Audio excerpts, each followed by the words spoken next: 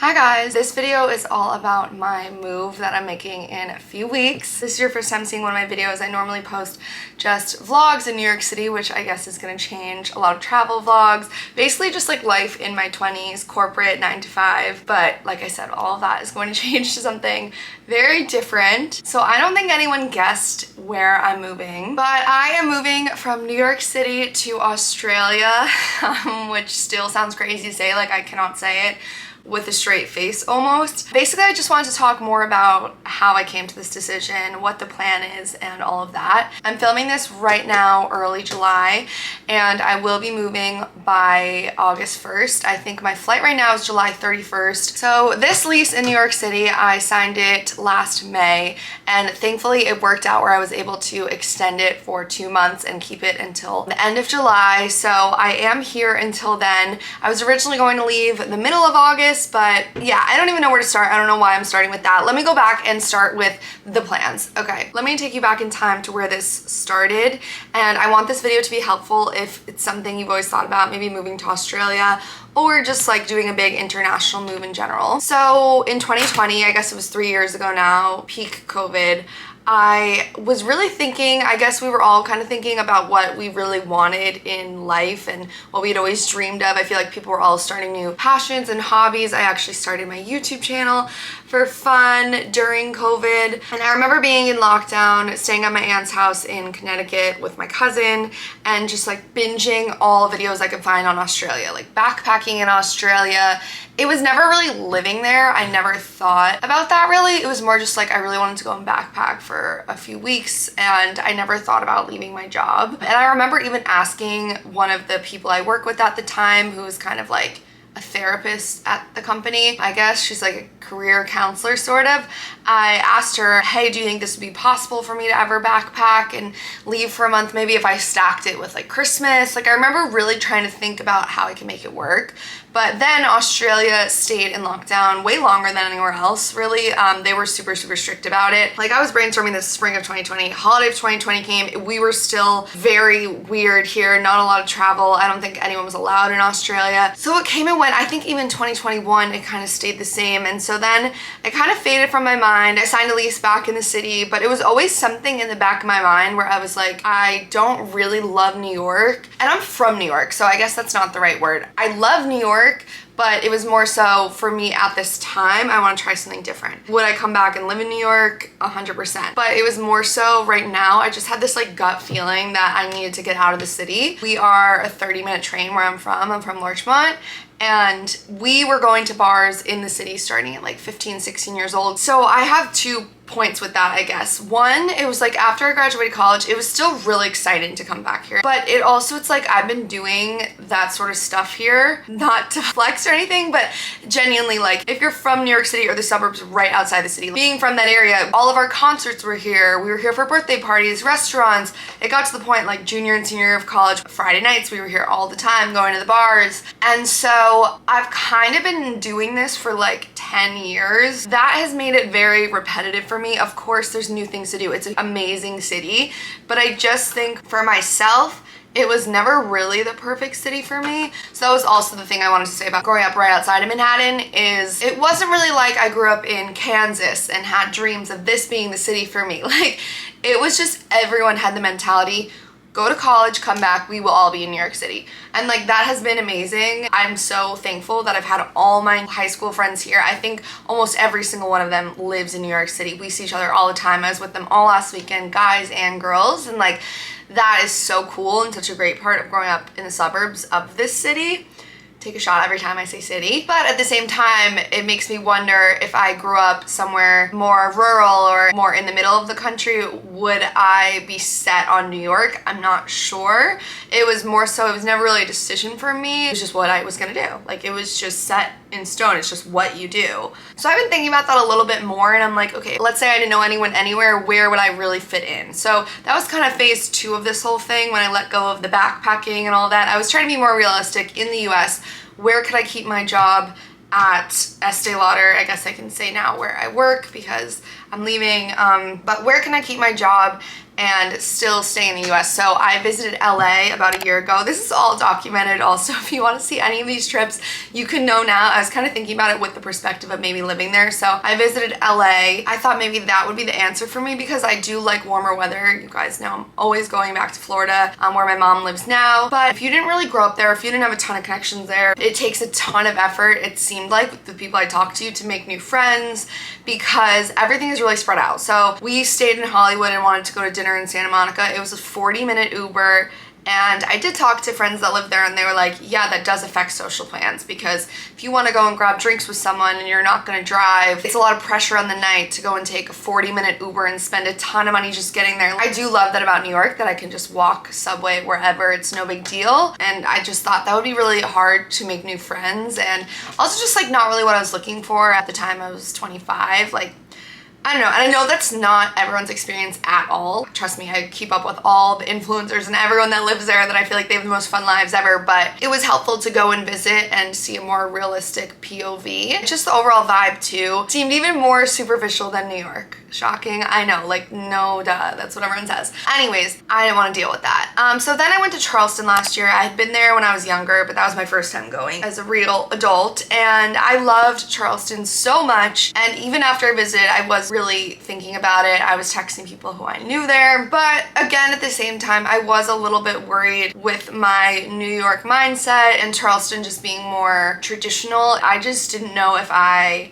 would kill it in Charleston and like make a lot of friends. I think that's changed in the last year, honestly. I feel like a ton of YouTubers and influencers, they're all moving to Charleston now. So I think it is becoming a bit more modern when it comes to having, I guess, a range of views and careers and all of that. But when I was really thinking about it like a year and a half ago, I did worry about making friends. Again, I just had like this gut feeling that I didn't know if I moved there if I would actually be happy once I got there. It wasn't enough for me to make this huge life change and like get rid of all my stuff and make a big move and tell my job. And the other part of it was I started to think about it, if I really moved to Charleston or somewhere that's a 2-hour flight or something, I feel like I'd be like 1 foot there and 1 foot in New York. I'd be coming back for every single thing. I'd be back for birthday parties. I'd be back for concerts. That's a huge perk to a lot of people, but I just didn't know if that was what I really was looking for. Basically, that's when I realized I really wanted to live abroad and do something where I would just really be on my own and really push myself. I think where some people, a huge growth opportunity would be moving an hour away. For me, I think I want to push it a bit more and definitely move internationally. So that is when Australia came back into the picture. That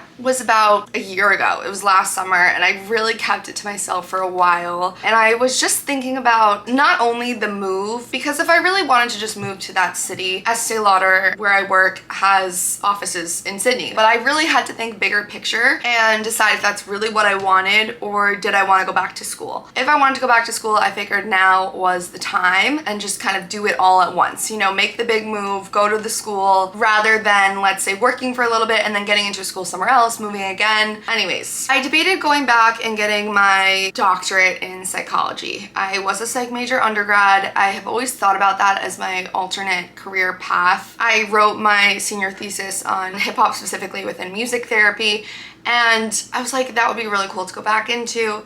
But I actually talked to a few psychologists right now, one of them being my college roommate, one of them being someone that does have their doctorate. And I learned that there's not really much in music therapy. It would more so be a research position if I wanted to build out what I originally researched in college. And I don't really want to do that right now. I don't know that much about all of this. But basically, I was not ready to go back for like 7 years of school. And that's when I realized I was like, I don't know if I want this enough. So I decided that wasn't really the option for me. Then I went down the route of business school. At first I was like, no, and I was pushing back against it just because I didn't know if it was completely necessary, and I still don't think it's necessary. You can have a totally fine career in business and keep moving up the ranks, and you do not need to go to business school. Again, it really helps to talk to a bunch of people. So I talked to my mentors at work, and they all said the same thing. It cannot hurt to get your MBA. It will only pay off in the future, both financially and just just on your resume, build you professionally, build you as a person developmentally. And that was really interesting too, to hear about just growing as a person and building your personal equity. Traveling does that as well, and living overseas, and I'll talk more about that. I don't even want to get into all of that, but that was like a big eye-opener for me. And I was like, what am I doing living in New York, where I'm from and where I've always lived? And I want to be a more interesting person than that. And I did live in Florence for like 3 months, but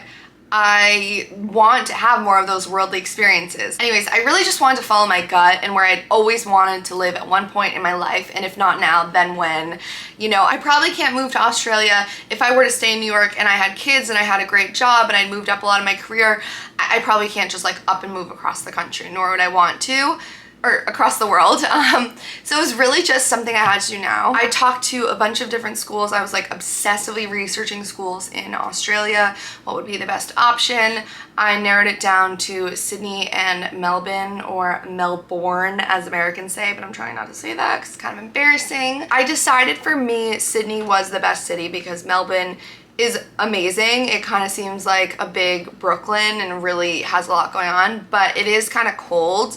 And what really excited me was the warmth and the beach, and I just had to be honest with myself and accept that. So yeah, I researched then schools in Sydney, and University of Sydney seemed to be the best option for me. Then I reached out to University of Sydney and I had calls with both the people that work there, and then they set me up with alum and current students. I got to speak to 2 Americans that were attending the MBA program there, which was extremely helpful. They both loved it, and they also pointed out to me that I do have a business idea in the back of my mind. I've had it for like 2 years. So it was also pointed out to me that getting your MBA is worth it twice as much if you have an idea, because as you're going along in school you can build upon your idea. And that was just a cool thing I learned about getting your MBA in general that I hadn't really thought much about. So I think that's also, if you're considering it and you have a personal business idea, I think it's like a 2-for-1 sort of sale there, because even if my idea fails and I realize it's not worthwhile, then I still have this degree and I can still go back into the workforce with a higher level of education that will get me more opportunities, hopefully, and a higher salary and all of that. So I applied to school this winter. I did not tell anyone. I don't think I told even like friends, family. I really kept it to myself. I pretended as if it didn't happen, basically. I actually wrote my essay for the school and I sent it to 2 people. I think that's it. I think I sent it to Lily and I sent it to Emily, 2 of my friends. Emily is more of an analytical thinker. Lily is more of a creative thinker. It was interesting getting their feedback. They did not have one overlapping comment, but both had comments. Emily's were more like structurally, and then Lily's were more about what I was talking about. So that was really helpful actually, and I do think the essay was pretty good, pretty proud of myself. It had to basically summarize all of my accomplishments in college and my career so far. And so anyways, once I sent in my application, and I could do a whole video about applying to my MBA, and of course I will be doing a lot about being in school and getting your MBA in general and stuff. Once I applied, I had to do some interviews and it was kind of a long process. You can definitely tell your job and be open about it, but for me it wasn't like I was formally really applying to get my MBA and applied to a bunch of schools. It was more so I applied to one place, and if I got in, I got in. If I didn't, then I was gonna reevaluate. Basically, I was putting all my eggs in one basket at first, and I was gonna take it as a sign. If I get in, I get in. If I don't, I don't, and we'll see what happens. So yeah, I just kept it to myself. I had, I think, 3 interviews maybe. So it was kind of a slow burn of a process. And then after about like 6 weeks, I finally found out that I got an in. And then shortly afterwards, I also found out that I got a scholarship. Not a full scholarship, but a partial scholarship. And I just felt like in my gut that I was supposed to be going. So I had to think about it. I did not tell my job that second. I did talk to my family first, and my mom, you know, it took her a little while to come around. At first she was freaking out. Absolutely not, you're not going. Not that it's really her choice, but I wanted her, you know, agreement and approval. I didn't want to feel like I was really doing this and rebelling against everyone. Once she realized that I really was not doing well in New York and kind of like just not happy here, and it was just really repetitive for me. She's understanding it now. I mean, it's gotten a lot better in recent months. I feel like you can tell, again, like if you're someone that normally watches my vlogs, I've been doing so many fun things and it has been great, but I feel like for a while it wasn't really like that. And I've had a lot of friends that have moved to New York recently. Like all my college friends have come here from Boston in the last 6 months and they weren't here, and that has helped a ton. It has gotten a lot more fun, but I still feel like I know everyone will be there when I come back, and I just feel like I have to do this. I don't know why. I just want to see this part of the world, and not only will I be getting that school experience, but I'll be getting that invaluable international experience, and I can travel to Japan or China or Bali, and all these places are a lot closer than they would have been. Places I've always wanted to go to, like when else am I gonna do that? And so yeah, then I told my job as soon as I could give them a heads up. I gave them a 3 months heads up, I think, but I did make that decision. Some people prefer to give a 2-week warning. Where I work, I knew that they would respect my decision and not just get rid of me. So I am staying until pretty much the last day in July, having a going away party the night of July 27th, which I will show you guys. And then I leave probably July 31st, maybe even a day before or a day after. And that's it. That was a mouthful. Comment below any questions. Please give this video a thumbs up if you are excited for the Australia content. Let me know if there's anything you want to see, whether it be getting ready for this move or once I get there, or anything at all, MBA related stuff, school stuff. So basically now that the secret's out, I will be focusing a ton on clearing out my apartment in the next few weeks. It's really hard because I have summer trips that I planned so long ago and I want to keep those. I could have gotten rid of these summer plans, but like I want to keep them. I want to spend so much time with all my friends before I leave and do as much as possible. So it's just gonna be a really busy July between the trips. It's my birthday, my going away party. I have a trip to Fire Island with all of my high school friends, and then just selling everything in my life. Like I'm getting rid of everything. And I'm actually leaving for Florida today, and I have a massive suitcase that I'm checking and just dropping everything off at my mom's house, which I'm sure she'll love. She loves storing all my stuff, not.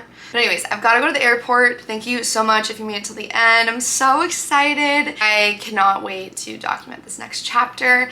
And hopefully you guys get where I'm coming from and why I made this decision. I feel like I can talk about it a lot more, but like I said, I didn't want this video to be super long. So thanks for watching, subscribe, and I'll see you soon. Bye.